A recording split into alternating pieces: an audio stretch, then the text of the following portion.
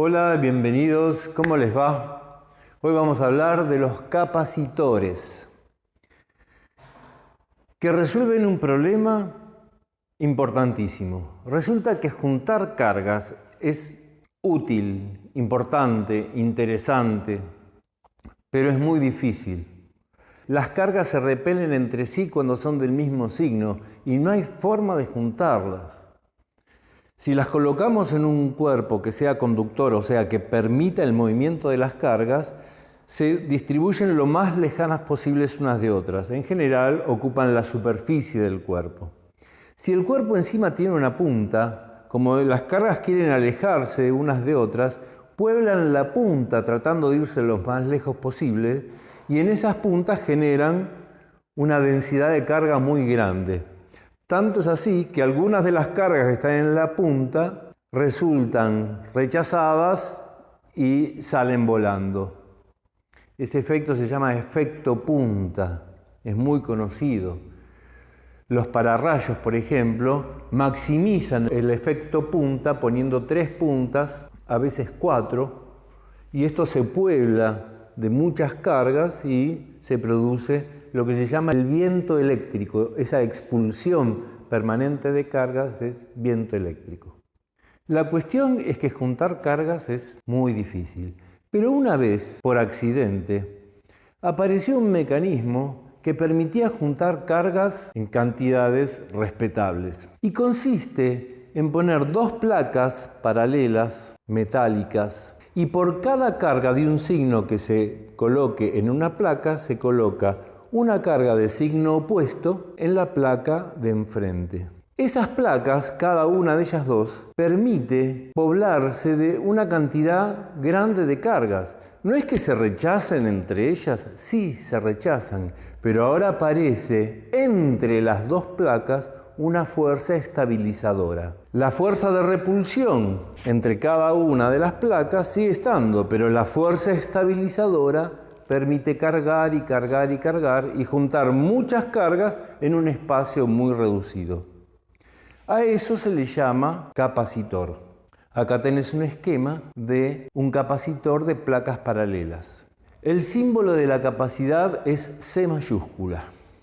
Y vamos a ver 2 fórmulas para describir los capacitores. La primera la llamo la fórmula del constructor, porque describe un poquito cómo está hecho el capacitor. Y si vos fueras constructor de capacitores, ¿cómo harías para que los capacitores tuvieran mayor capacidad de albergar cargas?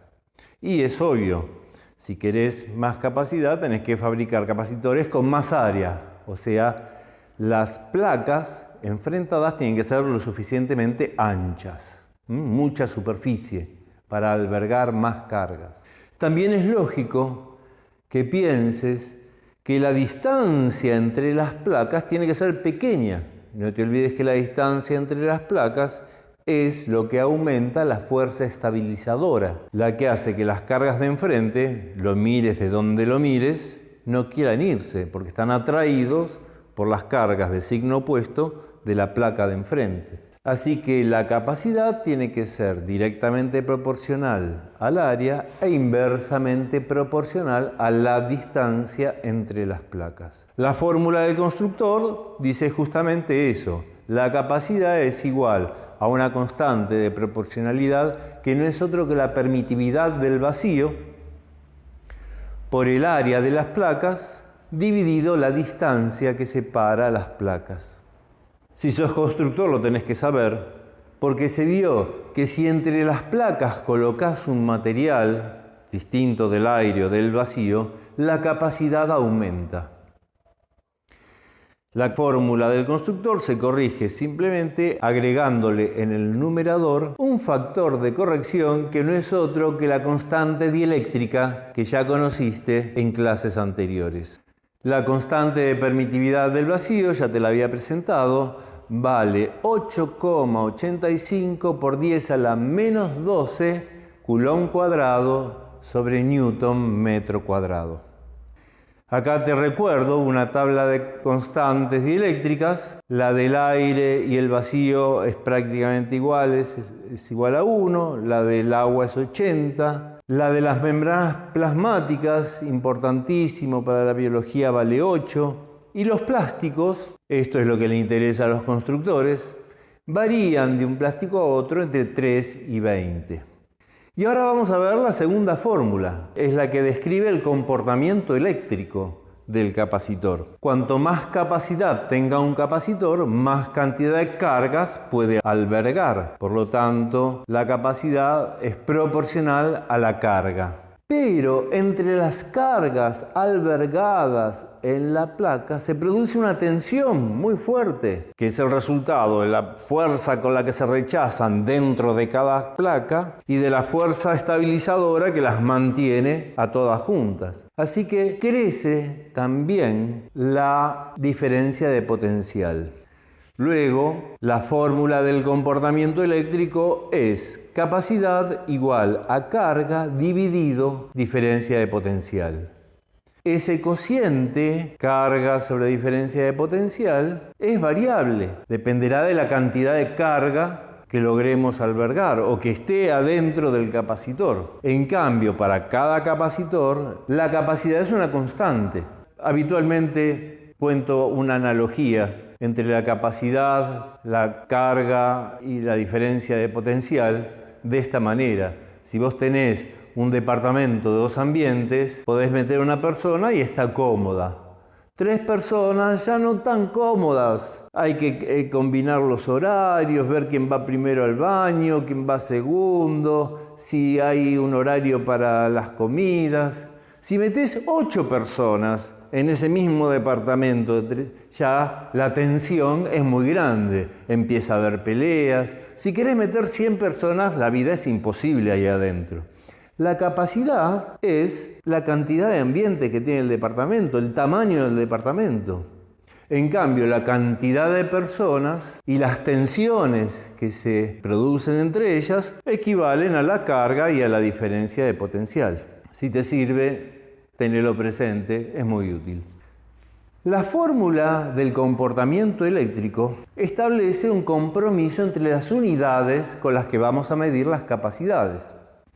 La capacidad habrá que medirla en unidades de carga dividido unidades de diferencia de potencial, o sea, Coulomb sobre volt. Y la unidad que se designa para el capacitor es el Faraday, que justamente es igual a 1 Coulomb dividido 1 volt. Debo pedirte unas disculpas, aunque no es culpa mía ni de los físicos que conozcas. La unidad Coulomb tiene el mismo símbolo que la magnitud capacidad, C mayúscula. Espero que eso no genere dificultades.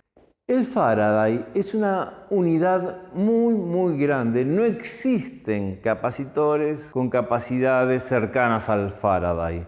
Los capacitores comunes tienen capacidades muy inferiores. Las capacidades comunes rondan el milésimo del Faraday, o sea, el milifaraday, o la millonésima parte del Faraday, o sea, el microfaraday, o incluso la 1000.000.000ª parte del Faraday, o sea, el nanofaraday. Son cantidades con las que te vas a tener que acostumbrar a trabajar. Sigamos con los capacitores de verdad, esos tan chiquititos que te acabo de mencionar. Cuando hablamos de la carga de un capacitor, nos estamos refiriendo a la carga en cualquiera de las 2 placas, que siempre tienen la misma cantidad, qué sé yo, inventemos. 10 Coulomb positivos de un lado en una placa, 10 Coulomb negativos en la otra. Siempre la misma cantidad, 10, 10, 20, 20, 58, 58. La carga neta del capacitor siempre vale 0, porque siempre tenemos la misma cantidad de cargas positivas en una de las placas que de cargas negativas en la otra. Pero cuando nos referimos a la carga de un capacitor, nos estamos refiriendo a la carga en cualquiera de las 2 placas, no a la carga neta, que siempre es 0. Bien, te muestro acá algunos capacitores comunes. Se llaman capacitores de papel. El que los fabricó vio la fórmula del constructor y dijo, bueno, ¿cómo puedo hacer el mejor capacitor posible y meterlo en un espacio chiquitito? Lo que hacen es tiras de papel metálico largas, armadas en sándwich, 2 tiras con un dieléctrico en el medio, que puede ser un papel de parafina, y después lo enrollan, como si enrollaras un boleto de colectivo de los de antes, y lo envasan. Entonces queda un cilindrito que tiene una buena cantidad de área y una distancia pequeña. Conectan esos 2 papelitos con 2 cablecitos y por ahí se carga el capacitor. Pero cada capacitor, si vos lo comprás en la ferretería o en la casa de electricidad, trae una leyenda de voltaje. Fíjate acá, 6,3, 25, 50. ¿Qué es ese voltaje? ¿Es que el capacitor trae un voltaje fijo? No. Ese es el voltaje máximo que el fabricante garantiza que hasta ahí funciona bien. Si lo cargas con mayor voltaje, lo más probable es que salte una chispa entre una placa y la otra y el capacitor se queme. O sea que ese es el voltaje máximo. No te olvides que tanto la carga como el voltaje son variables. Yo un capacitor, esa es la constante, el capacitor lo puedo cargar con una carga y me da una diferencia de potencial muy pequeña. O lo puedo cargar con 100 cargas y aumenta 100 veces la diferencia de potencial. O lo puedo cargar con 15.000 cargas. Bueno, no sé, hay un límite de funcionamiento, de buen funcionamiento. Acordate que la carga y la diferencia de potencial son variables.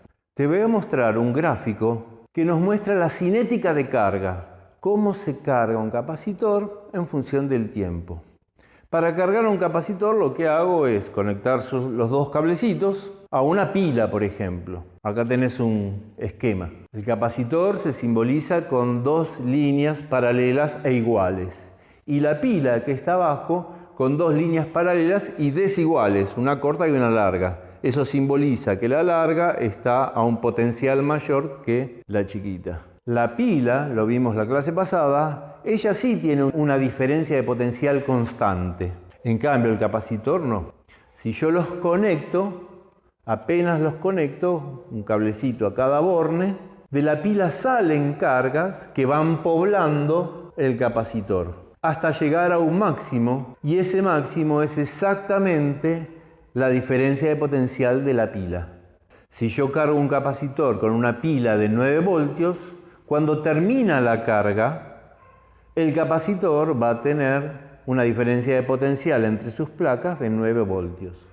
Si lo cargo con una pila de 1,5, la diferencia de potencial final será 1,5 y así. Si lo cargo con una batería de 100 voltios, la diferencia de potencial final en el capacitor será 100 voltios. Siempre y cuando no supere al máximo que el fabricante me garantiza que el capacitor va a funcionar correctamente. En nuestros ejercicios, nuestros capacitores son capacitores ideales que pueden recibir infinita carga y producir infinita diferencia de potencial. Acá tenés el gráfico que nos muestra la cinética de carga. A medida que va pasando el tiempo, va aumentando la carga. La carga total final, donde se igualan las diferencias de potencial entre la pila y el capacitor, no se alcanza nunca, se acerca asintóticamente. Pero para nosotros esos tiempos van a ser siempre breves. Cuando te presentemos un ejercicio, los capacitores se cargan, supongamos, instantáneamente. Esta cinética es fácil de escucharla.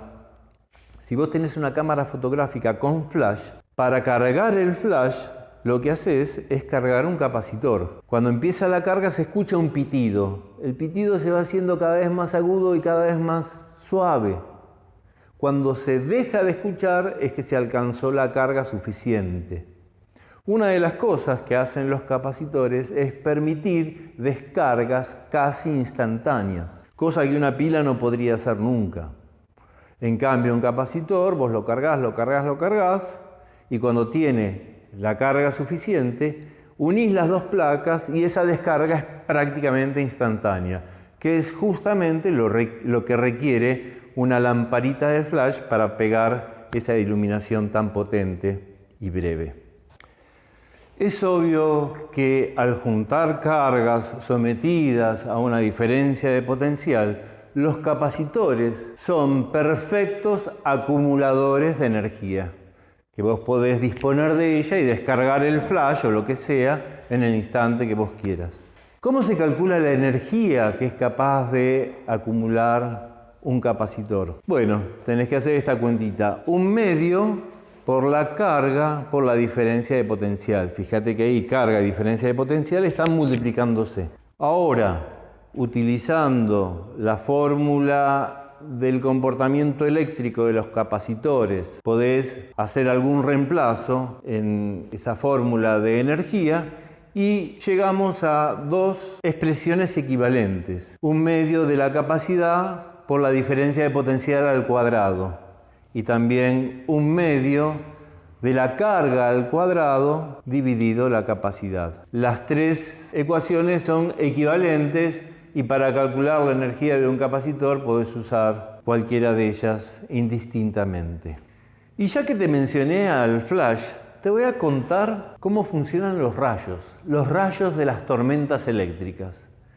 Resulta que la Tierra, habíamos dicho que tenía un potencial cero y una carga neutra. Además, la Tierra no permite que las cargas se mueven, por lo menos no lo hacen con facilidad.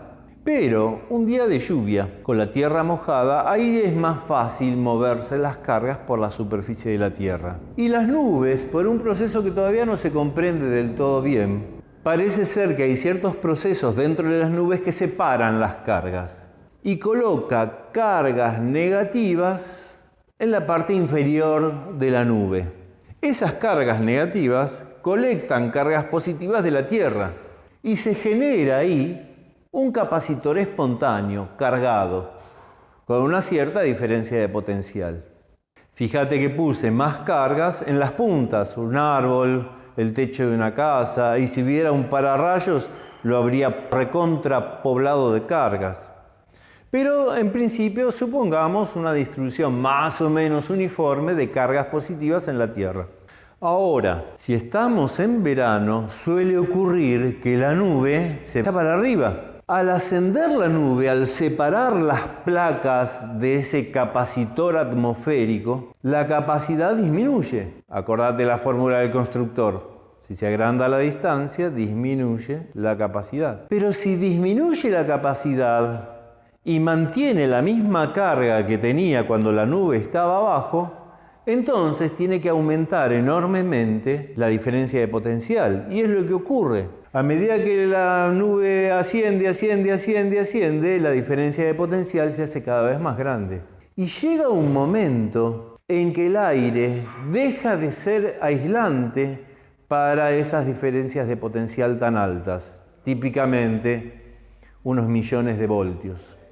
En ese momento el aire deja de ser aislante, se comporta como un conductor y se descarga el rayo que une las dos acumulaciones de carga, negativa y positiva. La pregunta es, si aumentó la diferencia de potencial, entonces también aumentó la energía que te acabo de presentar. Para la misma carga, la energía aumentó en función del aumento de la diferencia de potencial. Entonces me pregunto, ¿quién proveyó esa energía para que se descargue el rayo? Y la respuesta es casi obvia, por la mecánica que te acabo de contar. Por eso es que las tormentas eléctricas suelen ocurrir en el verano, cuando hace mucho calor, porque esa energía proviene del sol, que calentó la Tierra, se calentó el aire cercano a la Tierra y por convección se llevó a la nube hacia arriba. La proveedora de esa energía, la que movió a la nube, fueron las corrientes ascendentes, comunes en los días de verano, en las tormentas de verano, cuando el sol calentó mucho la Tierra. Bueno, cortemos la clase acá, te agradezco la atención y nos vemos en el próximo video.